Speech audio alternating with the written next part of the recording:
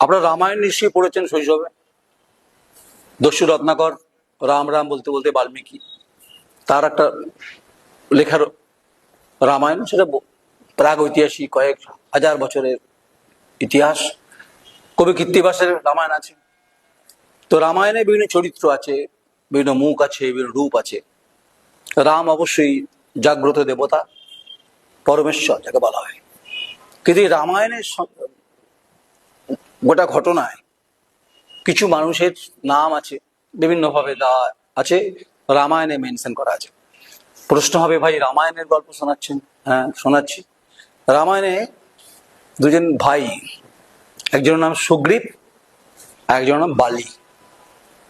সুগ্রীব খুব শক্তিশালী, বালিও শক্তিশালী, কিন্তু রামকে হেনস্থা করছিল বারবার রাবণ। মাল ছেড়ে সীতাকে লঙ্কায় নিয়ে যায়। তখন দরকার হয়ে পড়ে প্রভু রামের, তখন দুজনকেই দরকার, কিন্তু একজনকে রাখতে হবে। তাই পিছন থেকে কিন্তু সুগ্রীবকে কিন্তু রামায়ণে যা লেখা আছে মেরেছিলেন। কে মেরেছিলেন সে দেখা যাচ্ছে না। বালি কিন্তু তার ভূমিকা পালন করেছিলেন, শ্রীলঙ্কায় গিয়ে লঙ্কা কাণ্ড করেছিলেন লেজে আগুন লাগিয়ে। এখানে বালি ওই বালি নয়। আচ্ছা, আপনারা ভাবছেন চোখের বালি, যে কোনো বিখ্যাত উপন্যাসের কথা বলছি না, আমি বালি লুটেরার কথা বলছি। এটা একটু গল্পটা আলাদা। এই হচ্ছে চালান। এই চালানটা বৈধ। এই চালানটা আপনার হচ্ছে মেয়াদ উত্তীর্ণ আছে, কিন্তু যতটা কাটার কথা তার কতটা পরিমাণে কাটছে রাতের অন্ধকারে, সেটা হচ্ছে আপনাদেরকে বলি।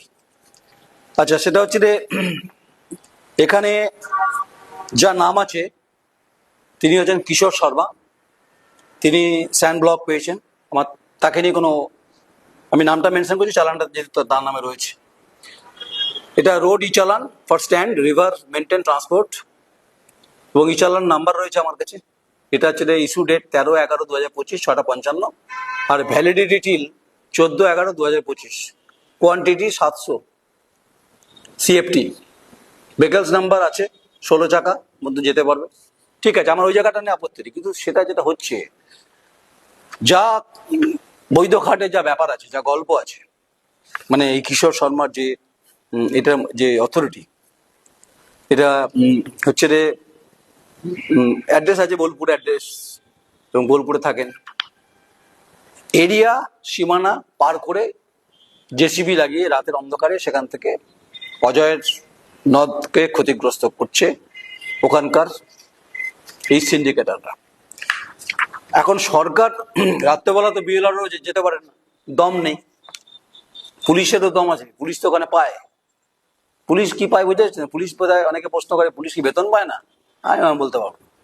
কিন্তু ভূমি ও ভূমিরাষ্ট্র দপ্তর কি করছেন, যে রাতের অন্ধকারে বড় হ্যালোজেন, হালকা হ্যালোজেন লাগিয়ে, জেসিবি লাগিয়ে যা এরিয়া আছে তার বাইরে গিয়ে বালি কাটছেন। সেই ভিডিও দেখিয়ে দেবো আপনাদেরকে আমি। তাই যদি চ্যালেঞ্জ করেন, আমি জিপিএস লাগানো ভিডিও দিয়ে দেবো, আমাকে চ্যালেঞ্জ করবেন না। তাই এর সঙ্গে আরেকজন আছে, তার নামও নাকি শুনেছি শাহজাহান, মানে ওই সন্দেশখালী শাহজাহান নয় কিন্তু, আরেক শাহজাহান, যিনি মোগল সম্রাট ছিলেন, সেই শাহজাহানও নয় কিন্তু, ইনি বালির সঙ্গে যুক্ত শাহজাহান রয়েছে, আছেন পিছনে নেপথ্যে কলকাঠি নাড়ছেন। অভিযোগ হয়েছে বালি চুরি নিয়ে অভিযোগ হয়েছে, কিন্তু লাভ কিছু হয়নি।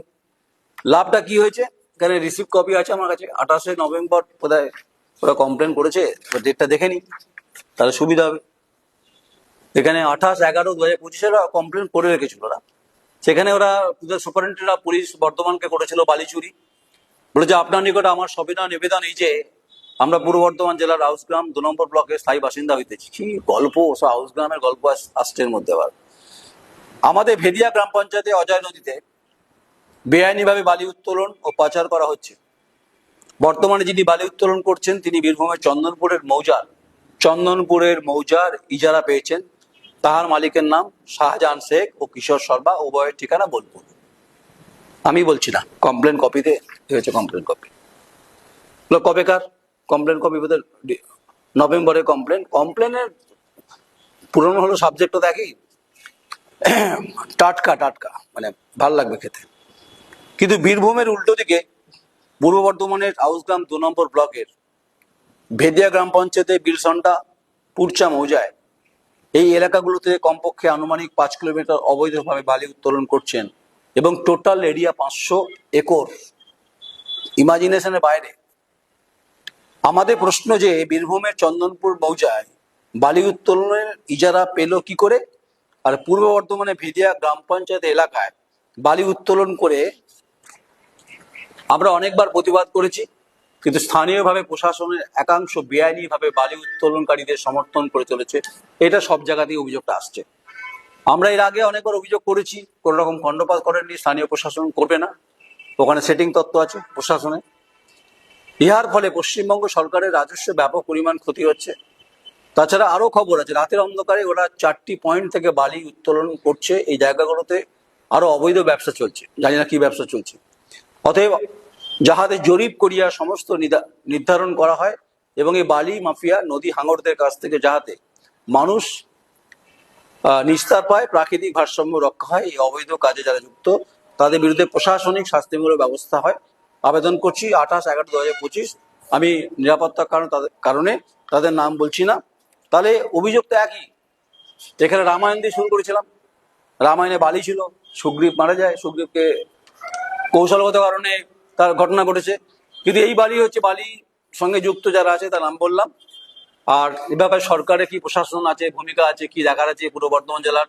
এখানকার পুলিশ সুপার কি করছেন, পুলিশ সুপার, এখানকার ডিস্ট্রিক্ট ম্যাজিস্ট্রেট কি করছেন, এখানকার এডিএম কি করছেন, এডিএম এলআর কি করছেন, মুখ্যমন্ত্রী মমতা বন্দ্যোপাধ্যায়ের কাছে অভিযোগ করার পরে কি হচ্ছে, সব দেখার আছে। তাই নামটা তো প্রকাশ্যেই বলে দিলাম, এই চালানের কপিও তো দেখিয়ে দিলাম আপনাদেরকে। যদি কিছু করার থাকে করবেন, যদি কিছু বলার থাকে বলবেন। আমি ব্যক্তিগত টার্গেট করিনি, আমার কাছে কমপ্লেন কপি আছে। আমি বলছি যে, আবার বলছি, লিগেল ঘাট, কিন্তু লিগেল ঘাটের পরে রাত্রেবেলাতে কতটা কাটছেন সেই ভিডিওটা দেখালে পরিষ্কার হবে। আর যদি কিছু করার থাকে, বঙ্গ রাজনীতির দুরন্ত আপডেট আছে, সেখানে বালি যারা কারবার করেন তারা আমাকে একবার কিছু করে দেখাবেন, ছুঁয়ে দেখাবেন, ছুলেই ছাকা। একটা সিনেমার ডায়লগ আছে না, এক ছোবলে ছবি, আমি সেটা বলতে পারি না, বলা উচিত না। আমি বলছি আমাকে ছুলেই ছাকা, আর ছ্যাঁকা হলেই ফসকা হবে কমলালুর মতো। যদি কমলালেবুর মতো হয়ে যায় তাহলে বরফ দেবেন, বরফ দিয়ে যদি না ফাটে আস্তে করে বান্ডাল দেবেন, দেখবে ফেটে যাবে, একটু জ্বলবে। আর বালি দেবেন না, বিষাক্ত হয়ে যাবে। নমস্কার, আমি নয়ন রায়।